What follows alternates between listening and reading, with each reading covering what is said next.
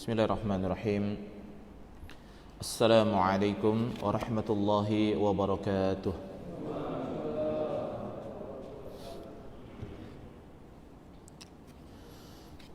Alhamdulillahi rabbil alamin, alladzi nazzala al-furqana ala abdihi liyakuna lil alamina nadhira. وصدق رسوله صلى الله عليه وسلم تسليما كثيرا الذي أرسله إلى جميع الثقلين الجن والإنس بشيرا ونذيرا وداعيا إلى الله بإذنه وسراجا منيرا. صلوات ربه وسلامه على آله وصحبه ومن اهتدى بهديه واستنى بسنته وقتف على أثره إلى يوم الجمع والدين. جعلنا وإياكم تحت قوله تعالى والذين جاءوا من بعدهم يقولون ربنا اغفر لنا ذنوبنا ولإخواننا الذين سبقونا بالإيمان ولا تجعل في قلوبنا غلا للذين آمنوا ربنا إنك رؤوف رحيم. قال تعالى يا أيها الذين آمنوا اتقوا الله حق تقاته ولا تموتن إلا وأنتم مسلمون. يا أيها الذين آمنوا اتقوا الله وكونوا مع الصادقين. ويا أيها الذين آمنوا اتقوا الله وقولوا قولا سديدا يصلح لكم أعمالكم ويغفر لكم ذنوبكم ومن يطع الله ورسوله فقد فاز فوزا عظيما. أما بعد فإن أصدق الحديث كتاب الله وخير الهدي هدي محمد صلى الله عليه وعلى آله وسلم وشر الأمور محدثاتها فإن كل محدثة بدعة وكل بدعة ضلالة وكل ضلالة في النار. Ikhwani fillah, saudaraku sekalian, azanallahu wa iyyakum. Alhamdulillah, pada kesempatan subuh Yaumul Ahad ini kita dikumpulkan oleh Allah Jalla wa Ala pada salah satu amalan yang dicintai oleh Allah dan dicintai oleh Rasulullah SAW, dan amalan yang akan memberatkan timbangan kebaikan kita nanti di yaumil qiyamah, dan amalan yang akan memasukkan kita ke dalam surga Allah Subhanahu wa taala, yakni kita menuntut ilmu di waktu pagi hari. Karena waktu pagi hari ini adalah merupakan waktu yang penuh dengan keberkahan bagi umat Nabi SAW. Jangankan orang yang menuntut ilmu, orang yang berpagi-pagi dalam mencari rizki, mereka pun akan mendapatkan keberkahan dari Allah. Karena Nabi SAW beliau bersabda di dalam doanya, Allahumma barik li ummati fi bukuriha. Ya Allah, berikanlah keberkahan kepada umatku pada waktu paginya. Dan waktu pagi ini orang-orang yang berinfak pula di jalan Allah Subhanahu wa taala akan didatangi oleh dua malaikat. Malaikat yang pertama mendoakan kepada orang yang berinfak, Allahumma ati munfiqan khalafa. Ya Allah, berikanlah kepada orang-orang yang berinfak yaitu harta atau ganti yang jauh lebih baik di belakangnya. Tetapi bagi orang-orang yang bakhil, yakni mereka tidak mau menggunakan hartanya untuk beribadah kepada Allah dan berinfak di jalan Allah, maka malaikat yang kedua mengatakan, ya Allah, berikanlah kepada orang-orang yang menahan hartanya, yaitu kemiskinan. Maka di waktu pagi ini, alhamdulillah, kita mengisi waktu kita untuk menuntut ilmu, dan mudah-mudahan Allah Subhanahu wa taala memberikan taufik kepada kita. Karena yang terpenting dari ilmu itu bukan hanya sekedar menempel di akal kita, tetapi ilmu itu adalah ma fi sadri au ma fi qalbi, apa yang ada di dalam dada, apa yang ada di dalam hati, itulah ilmu. Apabila seseorang menuntut ilmu kemudian dia lupa dengan kata-katanya, dia lupa dengan dalil-dalilnya, dia lupa dengan rangkaian-rangkaian daripada ayat-ayat Allah Subhanahu wa taala, tetapi ilmu itu sudah masuk ke dalam dada, setidaknya dia tidak menyimpang daripada apa yang sudah dia pelajari. Maka seseorang dalam menuntut ilmu hendaklah dia menanamkan keikhlasan yang kuat di dalam hatinya, bahwa tidaklah dia duduk di dalam majelis ilmu ini kecuali Allah akan tinggikan derajatnya, para malaikat akan mendoakannya, dan yang terpenting Allah Subhanahu wa taala memberikan rahmat kepada dia dan memberikan jalan kemudahan menuju surga Allah Jalla wa ala. Maka betapa bahagia ya orang-orang yang menuntut ilmu dan duduk di majelis ilmu. Dan kita pada hari ini akan melanjutkan kajian kita, yaitu masih ya di dalam bab az-zuhud wal wara, yaitu hadis yang ke-36 ya, hadis yang ke-36. Baik.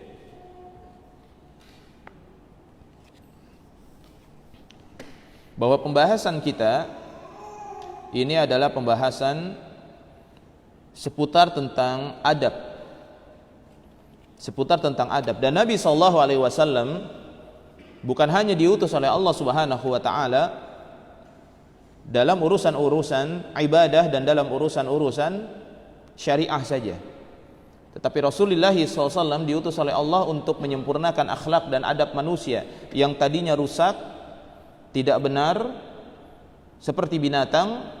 Maka kemudian diajarkan oleh Nabi SAW dengan adab tersebut manusia jadi lebih baik lagi. Karena kata Nabi SAW, bu'istu liutammima makarimal akhlak, sesungguhnya aku diutus oleh Allah Subhanahu wa taala untuk menyempurnakan akhlak manusia. Dan orang yang paling dekat dengan Nabi SAW majlisnya nanti di yaumil qiyamah, ahasinuhum khuluqa, orang yang paling bagus akhlaknya di antara kalian semua ya. Dan juga seseorang yang tidak akan mendapatkan hal-hal yang buruk dari kehidupan dunia ini, yakni hal-hal yang buruk yang diperbuat oleh dirinya sendiri, yaitu adalah husnul khaliqah, seseorang yang memiliki akhlak yang bagus. Maka wajar al-Imam Ibnu Mubarak rahimahullah taala dia mengatakan, ta'allamul adabi 30 wa ta'allamul ilma 20. Sesungguhnya aku mempelajari tentang adab itu selama 30 tahun. Siapa yang tidak kenal dengan Imam Ibnu Mubarak? Dia mempelajari adab selama 30 tahun, yakni dia mempelajari adab dari gurunya. Bagaimana gurunya itu mengajar, bagaimana gurunya itu menyampaikan dalil, bagaimana gurunya itu merangkai dari ayat satu kepada ayat yang lainnya. Begitu pula tahapan-tahapan dalam menuntut ilmu, ini bagian daripada adab. Maka termasuk adab yang buruk, seseorang yang baru menuntut ilmu 1, 2, 3 kemudian dia berfatwa kemana-mana. Ini sudah tidak benar yang demikian. Akhirnya pasti akan menyesatkan manusia dari jalan Allah Subhanahu wa taala. Baru 1 hadis, 2 hadis, 3 hadis yang dia mengetahuinya, kemudian dia jadikan itu sebagai fatwa untuk menguntungkan dirinya dan juga untuk menganggap dirinya, agar manusia menganggap dirinya sebagai orang yang pandai berfatwa. Padahal hendaklah seorang dalam menuntut ilmu itu diawali daripada kunci-kunci ilmu terlebih dahulu. Dia mempelajari tentang muhtasarat, tentang ringkasan-ringkasan yang diringkas oleh para ulama, itu adalah kunci daripada ilmu.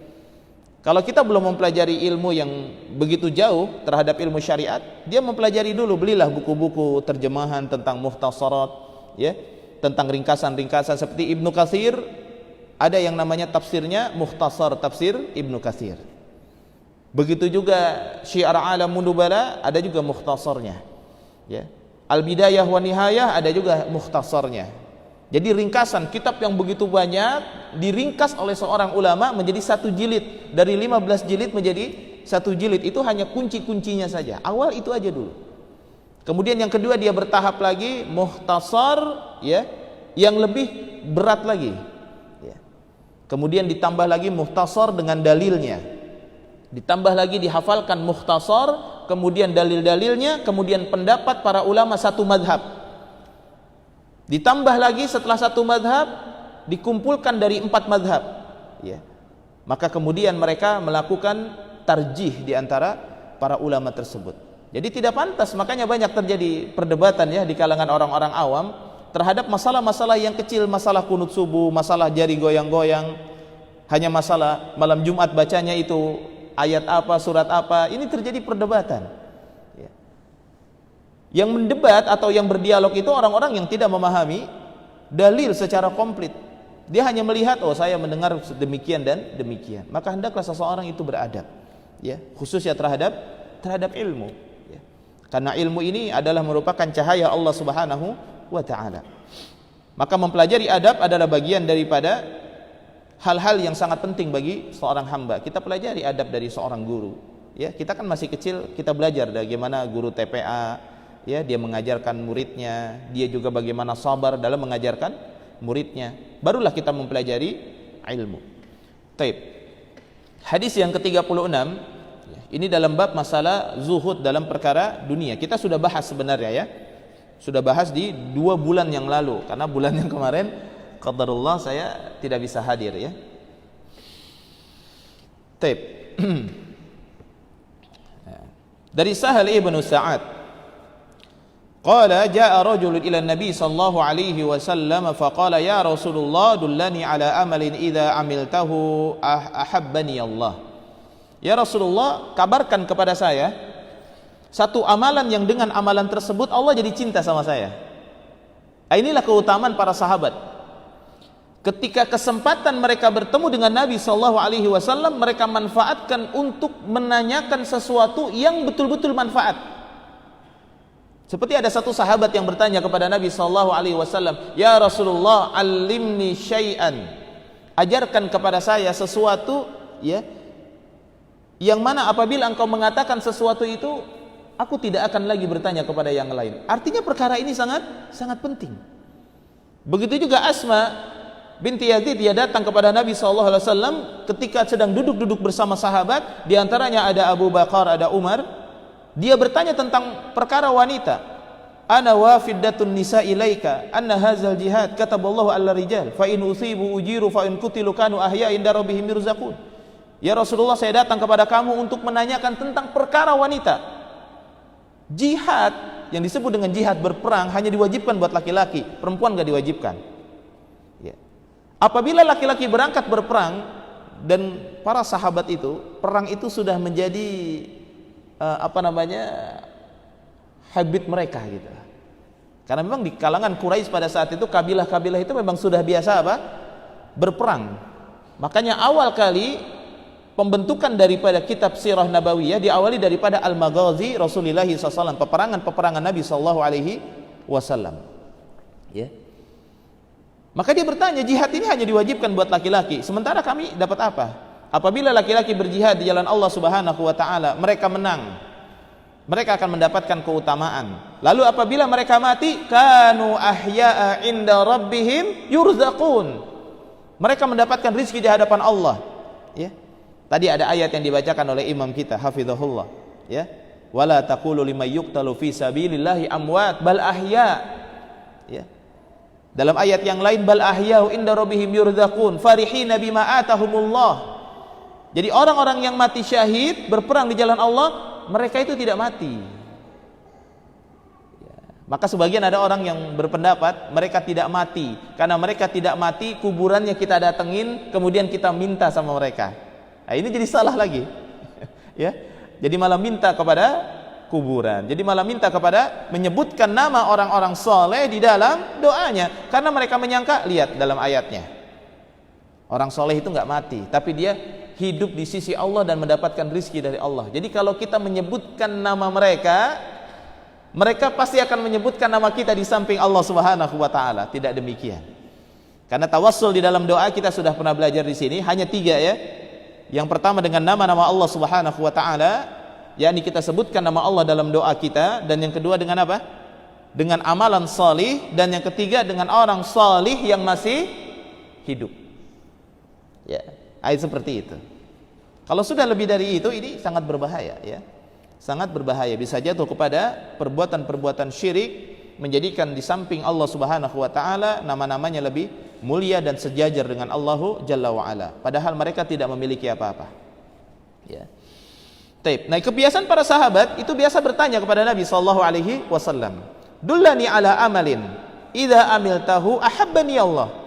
Ya Rasulullah, kabarin deh sama saya, kalau bahasa kita, dengan satu amalan yang mana amalan tersebut aku dicintai oleh Allah. Para sahabat itu lebih mengejar cinta Allah Subhanahu wa taala.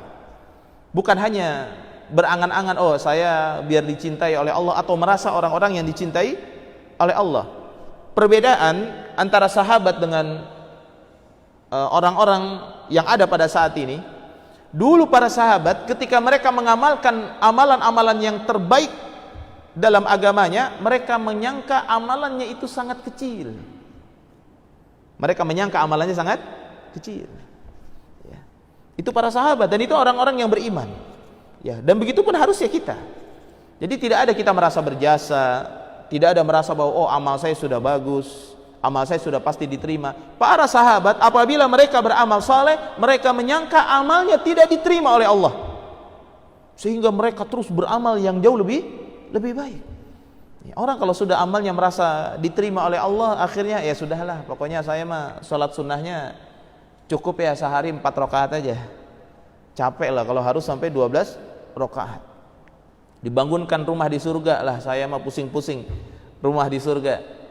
Ya, yang penting saya mah masuk surga aja sudah bagus. Kadang-kadang orang dalam doanya itu suka pelit. Ya. Syekh Abdul Muhsin, ya, bin Abdul Razzaq Al-Badr, hafizahullahu taala, ya, di antara para masyayikh kami, dia mengajarkan kepada murid-muridnya dan lain sebagainya, dan juga kepada jamaah itu, ya, enggak usah pelit kita dalam berdoa kepada Allah. Berdoa kepada Allah, ya Rabb, jika memang Engkau tidak masukkan saya ke dalam surga, di emperan surga aja ya Allah, enggak apa-apa. Ya. Yang penting mah masuk surga. Karena manusia memang enggak pernah puas, ya. Ya, saya juga pernah ceritakan kalau tidak salah atau saya dilupakan oleh Allah, ya, ada seseorang yang dimasukkan oleh Allah ke dalam neraka, ya, tapi dia beriman kepada Allah.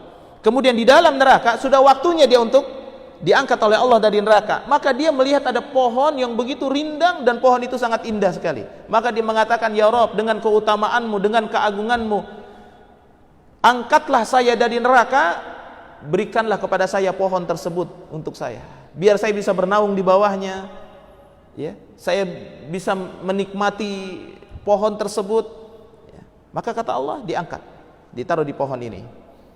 Begitu di pohon itu dia sudah menikmati pohonnya, dia lihat lagi di sana ada pohon yang jauh lebih besar. Dia mengatakan, ya Rabb, dengan keagunganmu, dengan kemuliaanmu, aku mau pindah ke pohon itu. Itu pohon itu kayaknya lebih gede itu.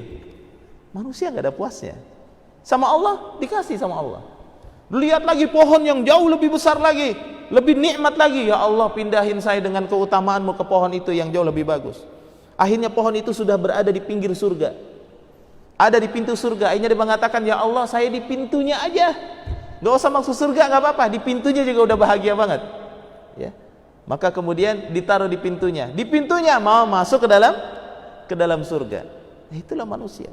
Tetapi memang Allah Subhanahu wa taala yang maha memberikan balasan, ya. Dan kita masuk dalam surga karena apa? Bukan karena amal kita, tapi karena rahmat Allah Subhanahu wa ta'ala, ya. Ini bahaya kalau sudah ingin masuk surga itu karena amalan-amalan soleh. Amalan soleh ini hanya sebagai bentuk peribadatan kita kepada Allah, kemudian Allah memberikan rahmat kepada kita, ya. Karena ada orang yang beribadah kepada Allah selama 300 tahun, ya. Ini dalam cerita Israiliyat, ya, beribadah kepada Allah selama 300 tahun. Maka kemudian dia dimatikan oleh Allah dan akhirnya diputuskan masuk surga atau masuk neraka. Dia beribadah, tidak pernah berbuat dosa sekejap mata pun. Itu pada zaman Nabi Musa alaihissalam, enggak pernah berbuat dosa. Maka kemudian ketika diputuskan kepadanya, dia masuk ke dalam surga dengan rahmat Allah. Masuk surga dengan rahmat Allah. Lalu ahli ibadah ini mengatakan, ya Allah, saya protes. Mana mungkin saya sudah beribadah kepadamu 300 tahun, tidak pernah berbuat maksiat, kok saya masuk surganya karena rahmat, bukan karena ibadah saya. Saya maunya masuk surga karena prestasi amal saya. Wah, mungkin masuk surga hanya sekedar rahmat doang, boleh dibilang dikasihani doang. Ah, nggak bisa, kata dia. Akhirnya apa? Ada tumbuh dalam dirinya kesombongan. Oke, kata Allah, wahai malaikat, tegakkan timbangan. Ya, timbang antara amal-amal yang sudah dia lakukan dengan nikmat yang Allah berikan. Rupanya tidak mampu mengalahkan nikmat sebelah mata, ya, ini besar. Maka ketika kita bertemu dengan ustadz atau lain sebagainya, kita kembali kepada hadis, kita bertanya kepada mereka, ya, itu dengan pertanyaan yang betul-betul bermanfaat, ya. Jangan begitu ketemu ustadz yang ditanya, ustadz istrinya udah berapa sekarang? Nah, ini sama Ustaz sekarang ini, ya, ini jadi nggak bermanfaat. Akhirnya nggak ada yang bisa bermanfaat buat kita. Lalu apa amalan yang dapat mendatangkan cinta Allah? Wa habbaniyan nas, dan juga agar manusia cinta kepada saya. Ya, ini bukan berarti dalil ini menjadi dalil bahwa manusia harus mencari nama baik, bukan. Bukan seperti itu. Ya. Yang terpenting bagi dia adalah dicintai oleh manusia karena keluhuran akhlaknya. Maka kata Nabi SAW, idhad fid dunya yuhibbukallah wadhad bima yadayyun nas fima indan nasi yuhibbukan nas. Zuhudlah kalian dalam perkara-perkara dunia, maka Allah akan cinta kepada kalian. Apa itu zuhud? Zuhud itu seseorang yang meninggalkan apa-apa yang ia mampu lakukan dan mampu ia beli, ya. Tapi dia lebih memilih untuk bersifat sederhana, ya. Dia bisa beli mobil Ferrari misalkan, tapi dia beli mobil Avanza, beli mobil Innova, cukup, ya. Dia bisa beli rumah mewah hektaran, tapi dia cukuplah dengan rumah 500 meter atau 300 meter, ya. Jadi namanya zuhud. Tapi dalam perkara-perkara ibadah, zuhud itu adalah seseorang yang betul-betul mengikuti apa yang dibawa oleh Nabi SAW, tidak menambahkan sedikit pun, dan juga tidak ghulu dalam beragama. Ghulu itu apa? Berlebihan, bersikap ekstrim dalam beragama, memberat-beratkan diri dalam perkara agama, ya. Pokoknya saya mau sholat malam dari mulai jam 12 malam sampai dengan waktu subuh, dan tidak boleh saya tinggalkan seumur hidup. Memberat-beratkan diri. Kemudian pokoknya saya sholat duha dari jam 7 pagi sampai jam 11. Memberat-beratkan diri, ya. Jadi kata Nabi SAW, iyyakum wal ghulu fid din, jauhi oleh kalian itu berberat-berat dalam beragama, ya. Karena sebaik-baik urusan agama adalah sesuatu yang mudah buat kita, ya. Bukan berarti di sini tidak ada kesungguh-sungguhan, tidak, ya. Kita bersungguh-sungguh dengan amalan yang dengannya kita mampu mengamalkannya secara istiqomah. Sebaik-baiknya amal di hadapan Allah sedikit, tapi apa? Istiqomah, dawam. Jangan ini besar kemudian ditinggalkan lagi, besar kemudian ditinggalkan lagi, ya. Karena amal itu ada dua masa, kata Rasulullah. Inna likulli amalin sarratun. Setiap amal ada masa semangatnya. Ada bapak-bapak kadang-kadang masa semangat, sholat berjamaah di masjid, ya. Tapi walikulli sarratin fatratun. Masa-masa semangat itu ada masa-masa lemah, ada masa-masa tidak bersemangat, dia nggak mood lagi, ya. Kemudian dia 1 kali, 2 kali, 3 kali, 4 kali nggak berjamaah. Kemudian karena sikap orang, ya dia mulai pelan-pelan. Seperti ada masa-masa seperti itunya. Karena kenapa? Ini adalah regulasi perputaran yang Allah Subhanahu wa taala putarkan kepada seorang hamba. Pasti yang namanya manusia pernah berbuat dosa, pernah jatuh pada kesalahan, ya. Pasti akan seperti itu, ya. Maka ketika dia merasa lemah dalam ibadahnya, kata Nabi SAW, hendaklah dia berada di atas sunnah Nabi SAW. Amalkan sunnah, ya, dengan sebaik-baiknya sesuai dengan kemampuan kita. Maka zuhud dalam urusan dunia, Allah akan memberikan cinta kepada kita, yakni dia tidak berlebih-lebihan dalam perkara dunia, ya. Dia punya mobil 5, misalkan contoh, ya, itu dipakai sama anaknya, sama ininya dipakai. Pas begitu berangkat ke masjid, anaknya bisa 1 mobil, dia 5 mobil semuanya anaknya, ya. Ini namanya berlebih-lebihan. Bukan tidak boleh, boleh saja, ya, boleh saja, ya. Misalkan dia punya HP, dia bisa beli casing yang terbuat dari emas, dia beli casing terbuat dari emas, ya. Bukan tidak boleh, dia punya, nggak ada masalah, dia beli. Tapi permasalahannya, kalau dia zuhud itu jauh lebih bagus. Allah akan cinta kepada dia. Wazhad, ya, wazhad fi ma indan nas, dan zuhudlah kalian terhadap apa yang ada di antara manusia, yakni tidak berlaku suhroh. Suhroh itu tidak beda dari manusia yang lainnya, ya. Wah, begitu pakai bajunya aja sebelah sini merah, sebelah sini biru, sebelah sini, ya, misalkan, ya. Ya. Bajunya itu yang harganya itu misalkan sekian, sehingga begitu bergaul sama manusia itu jadi merasa kecil di depan dia, ya. Begitu datang dengan kemewahan yang melebihi daripada batas kemewahan misalkan, akhirnya manusia bukan cinta kepada dia, jadi manusia malah tidak mau bergaul sama dia, manusia jadi benci sama dia. Kalaupun orang itu dekat dengan dia, pasti unsurnya pemanfaatan. Wal'iyadzubillah, ya. Ada orang yang dekat dengan kita karena dunia kita, merugilah kita. Ada orang yang dekat dengan kita karena adab dan akhlak kita yang begitu indah, maka beruntunglah kita. Makanya teman itu ada teman membawa kepada surga, ada teman membawa kepada neraka jahanam. Ya. Taib, saudaraku sekalian dirahmati oleh Allah. Maka apabila kita zuhud dalam perkara-perkara dunia, apa yang ada di hadapan manusia, ya, begitu pula kita menjaga daripada hak-hak mereka, kita tidak mengambil merampas daripada hak mereka, ya. Kemudian kita juga tidak merugikan mereka, kita tidak menipu mereka sesama makhluk, ya. Tidak melakukan hal-hal yang aneh-aneh, ya, sehingga manusia itu menjadi benci kepada kita, maka manusia akan mencintai kita. Walaupun kita tidak bisa membuat manusia cinta kepada kita, ya. Gak bisa membuat manusia itu cinta kepada kita. Ya, kata Imam Asy-Syafi'i rahimahullah taala, beliau mengatakan kalian itu tidak bisa membuat manusia cinta kepada kalian. Tidak bisa memuaskan manusia secara keseluruhan, nggak bisa, pasti beda-beda. Ya. Manusia pasti beda-beda. Taib. Hadis ini riwayat Ibnu Majah dan sanadnya adalah hasan. Kemudian hadis yang ke-37. Ya.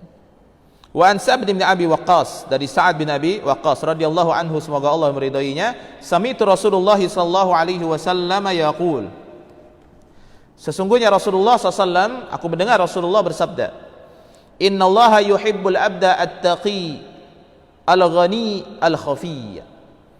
Sesungguhnya Allah Subhanahu wa taala mencintai seorang hamba at-taqi, yang bertakwa. Ya.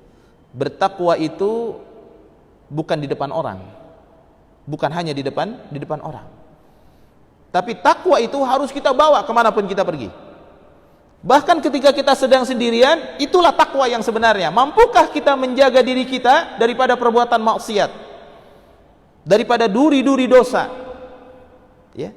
Mampukah kita ketika sedang sendiri kita tidak melihat sesuatu yang diharamkan oleh Allah?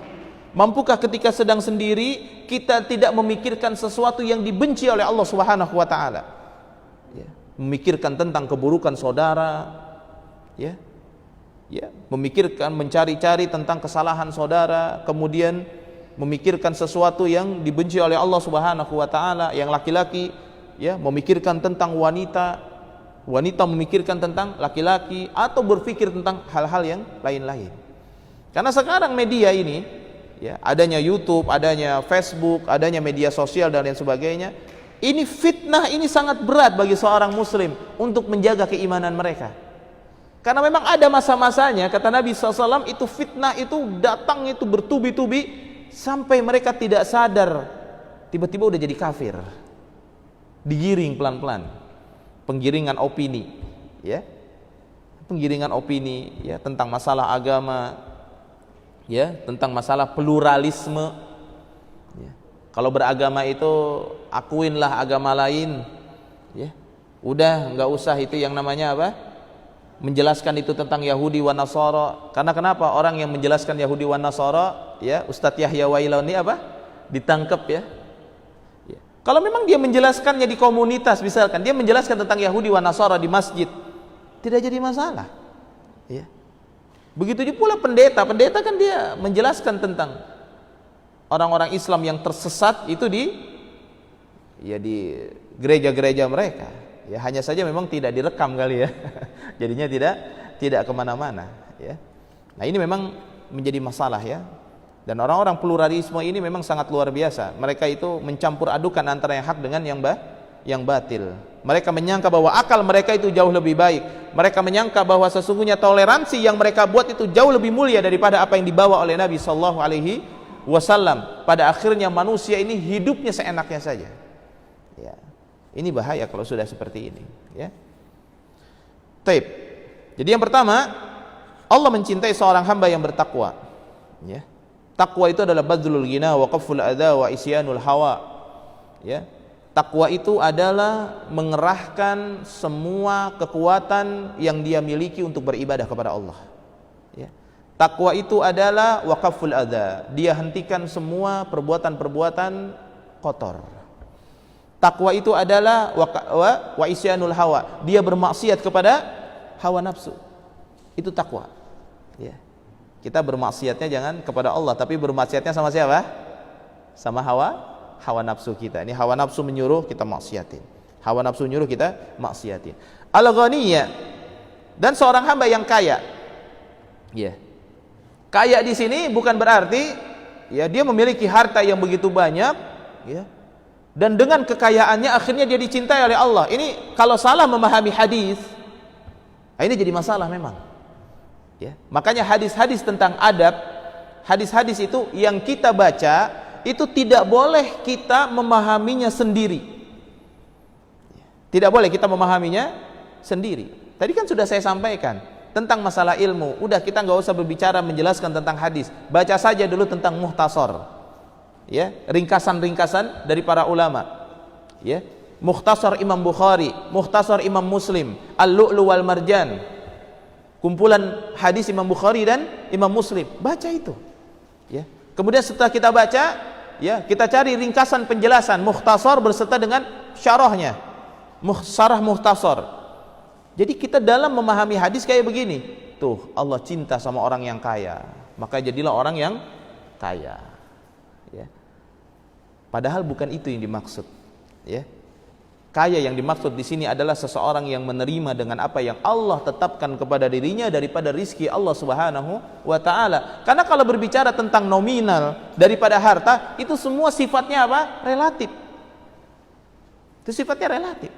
Orang yang memiliki rumah, ya, seperti misalkan yang ada di kompleks ini rumahnya itu berada di perkampungan yang kumuh, dia pasti disebut sebagai orang yang paling kaya. Orang-orang rumahnya reot dan lain sebagainya, ini rumahnya bagus, tipe 36, tipe 35, bagus lagi rumahnya, ya, bisa masuk mobil, pasti dianggap wah orang kaya dia.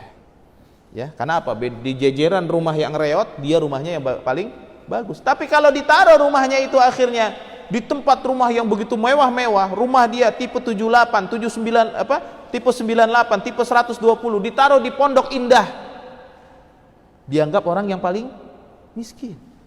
Ya, rumahnya di jajaran rumah yang begitu besar, itulah kekayaan. Ya. Makanya kata Nabi SAW, laisal ghina an kasratil mal, bukanlah ghina itu orang yang memiliki banyak harta, tetapi ghina al-qalb, hati yang memiliki kekayaan. Sedikit dia berbagi, banyak dia berbagi, ya, dermawan. Ya.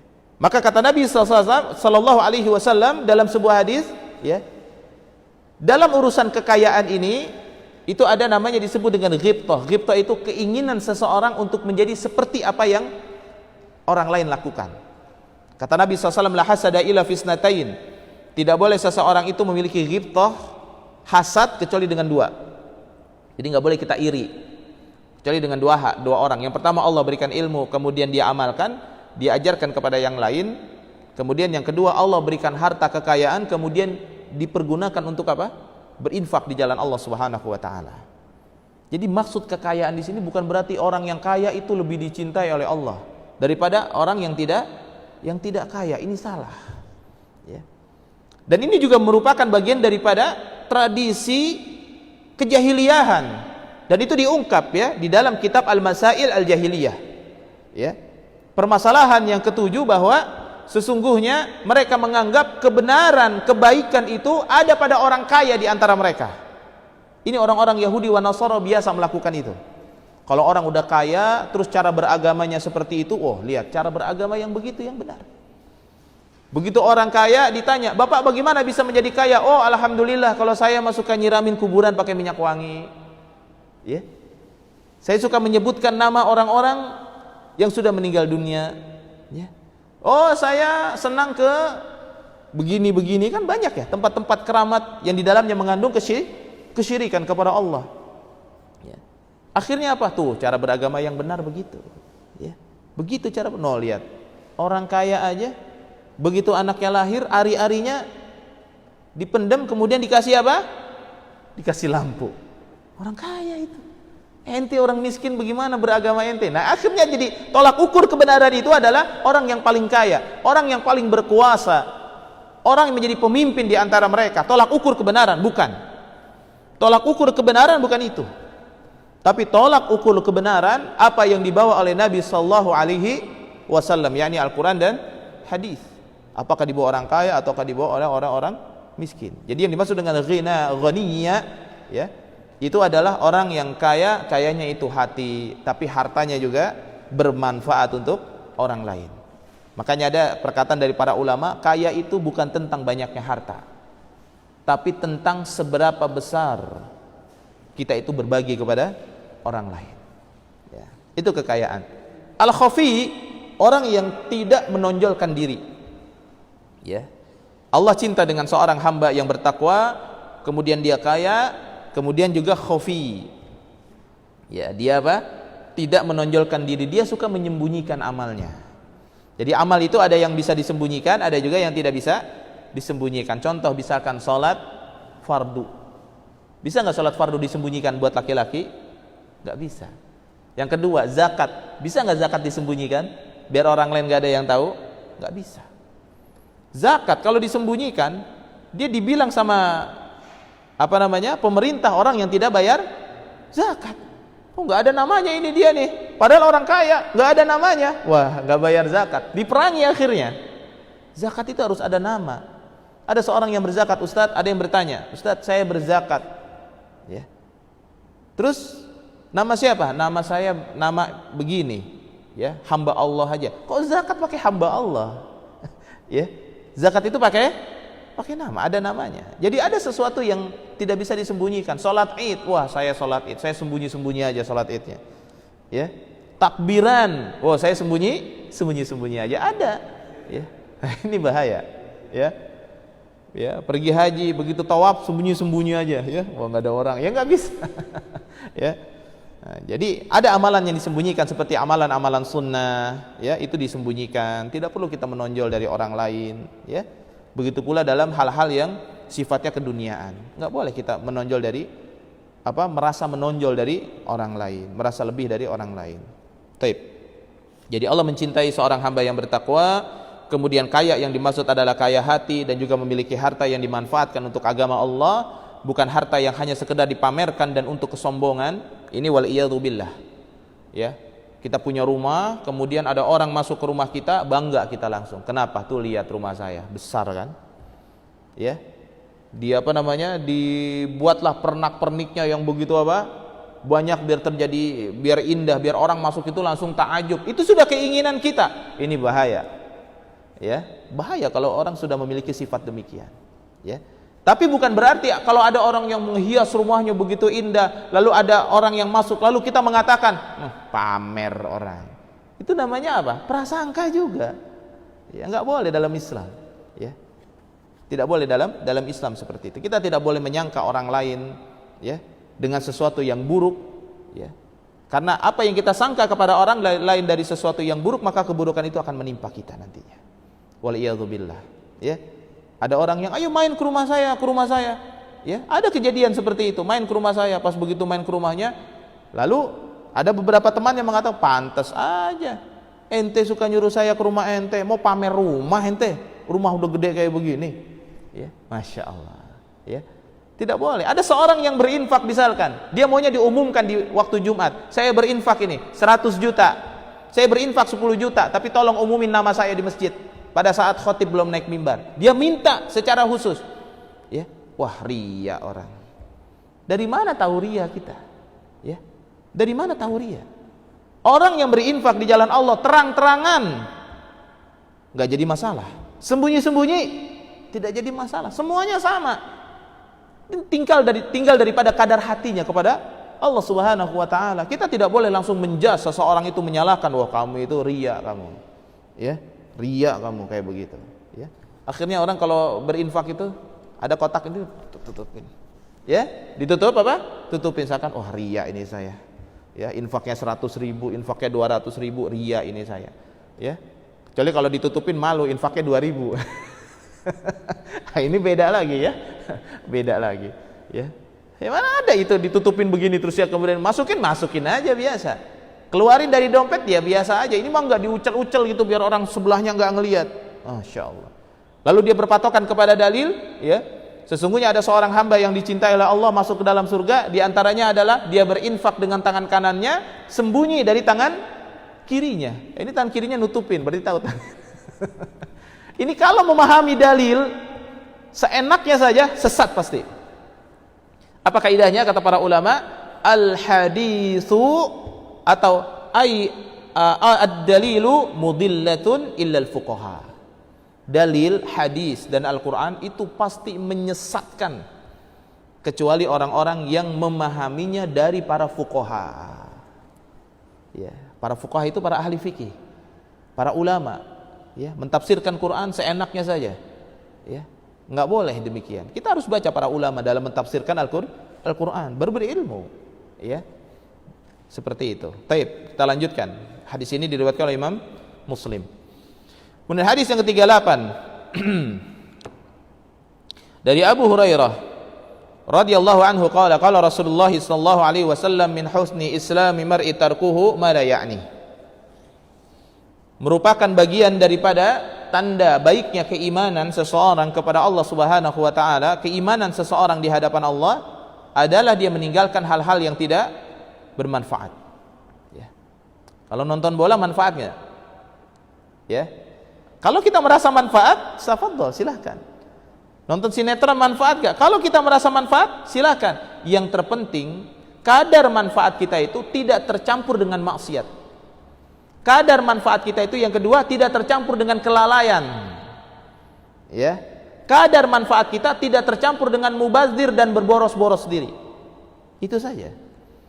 Jadi dasar manfaat itu ada kaidahnya.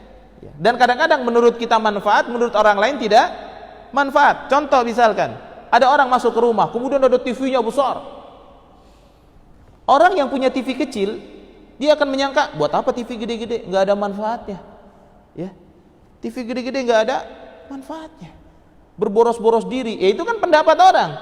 Rupanya dia beli TV besar itu karena di situ suka ada pengajian, kemudian dia suka melihat YouTube para asatidzah, yang mana saudara-saudaranya itu ngelihatnya itu enak, gede. Ya. Wah, TV-nya ketajaman apa namanya? Ketajaman gambarnya sekian dan sekian, harganya itu puluhan juta ini TV-nya. Rupanya dia manfaatkan buat apa? Buat kajian. Ya, biar ngelihat ustadz itu jadi apa? Enak ketika kajian, ya. Ini punya TV kecil, nontonnya sinetron terus. Ya, punya TV kecil, sinetron terus. Orang yang nggak punya TV merasa bahwa TV nggak ada manfaatnya, jauh dari beribadah kepada Allah. Ini akhirnya jadi saling seperti itu, tidak dibenarkan dalam Islam. Apa yang menurut seseorang itu bermanfaat, tidak boleh seseorang menilai seseorang itu nggak ada manfaatnya itu. Ya, kecuali yang menyampaikan itu adalah ulama, kecuali yang menyampaikan itu adalah ustadz yang hanif. Ustadz, aneh begini, itu nggak ada manfaatnya seperti itu. Antum tinggalkan. Nah, itu berbeda. Hukumnya ya, itu berbeda. Jangan langsung marah, wah ustadz main hukum-hukumin aja nih. Ya. Nah itu. Jadi kita mencari apa yang bermanfaat. Ya. Dia meninggalkan hal-hal yang ma la ya'ni. Ya. Yang tidak menjadi bagian daripada tujuan hidupnya. Kalau bukan tujuan hidup kita, udah nggak usah, kita tinggalkan. Kata Nabi SAW, sesungguhnya Allah mencintai seorang muslim yang meninggalkan hal-hal yang remeh. Ya, kita jalan, tiba-tiba ada suami istri lagi cekcok, dan itu tetangga kita misalkan lagi ngomong, ada keluar bahasa binatang, terus kita dengerin, ini jadi, itu bukan tujuan hidup kita, nyari kesalahan orang. Kemudian kita melakukan tajassus, mencari kesalahan seorang muslim, itu bukan tujuan hidup kita. Ya. Kemudian juga misalkan berfoya-foya, kemudian nongkrong sana nongkrong sini, nggak ada faidahnya, ngobrol yang tidak ada faidahnya. Ya, menghabiskan waktu nonton bola, boleh atau tidak boleh? Ya, selama di dalamnya itu tidak ada maksiat kepada Allah, tidak ada mubadzir, ya. Dan kita menganggap itu adalah sesuatu yang bermanfaat, nonton bola. Oh, saya Ustadz sholat malam itu alhamdulillah tepat waktu kalau pas lagi ada jadwal bola. Ada yang begitu nggak? Ada. Karena jadwal bola jam berapa misalkan? Ya, saya nggak tahu nama-nama klub bola. Saya nggak suka bola, bukan berarti saya mengatakan ente nggak boleh nonton bola. Nggak begitu. Boleh nonton bola. Sesuatu yang mubah. Ya. Tapi lihat di dalamnya itu ada maksiat atau tidak. Oh, nggak ada maksiat, tafadhol silahkan. Tapi kalau di dalamnya ada maksiat, ada aurat laki-laki, kemudian juga di dalamnya itu ada kelalaian, ya, gara-gara nonton bola akhirnya tidak sholat malam, sholat subuhnya kesiangan, gara-gara nonton bola akhirnya istri diabaikan, Istri benci sama suaminya karena perilaku suaminya. Gara-gara ngeliatin YouTube, ngeliatin HP, istri jadi benci kepada suaminya. Gak ada manfaat. Tujuan hidup kita adalah biar rumah tangga itu tumbuh cinta, kasih sayang, saling mengerti, saling memahami. Tapi ini karena dia ada kesukaan yang lain, Masya Allah, naik sepeda dari pagi pulang sore, ya, ini Masya Allah, bukan tidak boleh, boleh, tidak jadi masalah untuk biar kita, badan kita apa? Kuat, ya. Tetapi permasalahannya apa? Permasalahannya bagaimana dengan rumah tangga kita, ya. Kalau memang nggak ada masalah, istri kita, oh Masya Allah, hati-hati Abi, Masya Allah, didoain sama istri kita, berangkat mungkin pulang sore. Kemudian akhirnya kita banyak membatalkan janji dengan istri kita, dengan keluarga kita, dengan anak kita. Disebutlah kita bapak pendusta, disebutlah suami yang tukang bohong. Wal'iyadzubillah. Karena kenapa? Kita lebih suka nongkrong sama teman-teman kita, ya. Begitu nongkrong sama istri, berantem doang. Wal'iyadzubillah. Ini tujuan hidup itu berkeluarga yang benar, bukan nongkrong sana nongkrong sini. Tujuan hidup bukan naik sepeda, tujuan hidup bukan nonton bola, tujuan hidup bukan nonton sinetron. Tapi lihat tujuan hidup kita. Kalau kita mau nonton sinetron, kalau kita mau nonton bola, sudah berapa Al-Quran yang kita hafal, sudah berapa hadis yang kita pelajari. Itu tujuan hidup. Jangan begitu mati kita baru mengatakan laula akhartani ila ajalin qarib, ya Allah, kalau seandainya ditunda saja kematian saya sedikit, la asaddaqo, saya akan berbuat baik. Wa aku minas sholihin, saya jadi orang-orang yang soleh. Ya. Padahal apa? Wala yuakhirullahu nafsan idza jaa ajaluha. Enggak mungkin. Kalau sudah waktunya mati ya pasti mati. Karena kematian itu adalah qamat qiyamatuhu. Berdiri hari kiamat itu ketika orang itu meninggal dunia. Jadi kalau tanya apa kiamat sugro? Kiamat sugro itu adalah kematian. Ya, jangan longsor, wah kiamat sugro tuh. Kalau ada yang mati, ya benar kiamat sugro. Kalau nggak ada yang mati, ya bukan kiamat sugro. Ya, taib. Ya. Jadi dipersiapkan saja kalau ada yang ingin ditanyakan. Ya. Jadi apa yang tidak menjadi tujuan hidup ya sudah. Ya. Contoh misalkan HP. Tujuan hidup kita lillahi ta'ala. Digunakan HP untuk berdagang misalkan, untuk berkomunikasi dengan teman, ya. Kemudian beli HP untuk tujuan yang bukan tujuan hidup, buat main game, ya. Main apa? Buat main game. Kemudian hanya buat nonton hal-hal yang tidak bermanfaat, nonton mukbang, ya. Ya. Nonton apa lagi? Drama Korea, ya contoh misalkan, ya. Nonton TikTok, Allahu Akbar, ya. Kalau dalam lisanul Arab itu TikTok itu tiktuk artinya. Artinya apa? Ahmaq, asyaddul ahmaq. Ya. Apa? Kebodohan yang sangat berat. Itu dalam bahasa Arab artinya, ya. Ada ta, ya, kaf sama ta, wau, kaf. Tiktuk dalam kitab lisanul Arab artinya ahmaq, kebodohan. Ya bukan berarti orang pakai TikTok itu bodoh, tapi kan lihat joget-joget kayak orang gila. Wanita-wanita membuka auratnya, ya, dan itu malah disukai oleh para pemuda. Wah, wanita-wanita cantik dan lain sebagainya, ya. Allahu Akbar. Wanita yang buruk saja dihias sama syaitan, apalagi wanita yang cantik. Akhirnya kerjanya, nggak ada orang dilihat, nggak ada orang dilihat. Dia meremehkan pandangan Allah Subhanahu Wa Taala, lalu dia mengagungkan pandangan manusia. Ya. Kalau manusia yang lihat, masya Allah, dia menjadi orang yang soleh, orang yang baik. Lihat, HP saya nggak ada tuh, macam-macam. Ya. Tapi bagaimana dengan pandangan Allah? Dianggap remeh sama dia. Ya. Padahal pandangan Allah yang membawa kepada surga atau kepada neraka Allah. Waliyadzubillah. Ini hati-hati kita. Ya. Jadi harus benar-benar menjalankan kehidupan ini hal-hal yang bermanfaat. Udah yang remeh udah tinggalkan saja. Aib orang lain ya sudah, kita berikan nasihat silakan. Enggak ya sudah, itulah adab. Ya, bertemu dengan orang assalamualaikum. Ya, itu adab. Ya. Seperti itu. Ya, taib. Jadi hadis ini diriwayatkan oleh Imam At-Tirmidzi dan berkata bahwa hadis ini adalah hadis hasan. Ya, hadis hasan, yang meriwayatkan bahwa hadis ini adalah hasan, ya, li dzatihi. Jadi ada hasan li dzatihi sama hasan li ghairihi. Ya. Seperti itu. Taib. Itu mungkin yang bisa kita sampaikan pada kesempatan kali ini. Apabila ada bapak-bapak dan ibu-ibu, tafadhal bagi yang ingin ditanyakan hal-hal yang menyangkut tentang materi atau ada hal-hal yang lain yang perlu didiskusikan, ya.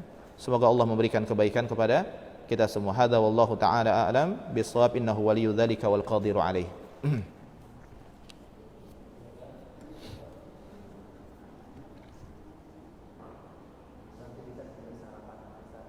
Hah? Oh, masya Allah, taib, alhamdulillah, barakallahu fiik. Ya, biasanya memang kalau tanya jawab pas sarapan itu alhamdulillah, jadi lebih terang sedikit ya. Diskusinya lebih enak memang ya. Iya, lebih santai. Ya, taib, kita akhiri saja majelis ini dengan bersama-sama. Subhanakallahumma bihamdika asyhadu an la ilaha illa anta astaghfiruka wa atubu ilaik. Wa sallallahu nabiyana Muhammadin wa ala alihi washabbihi wa baraka wa sallim. Assalamualaikum warahmatullahi wabarakatuh.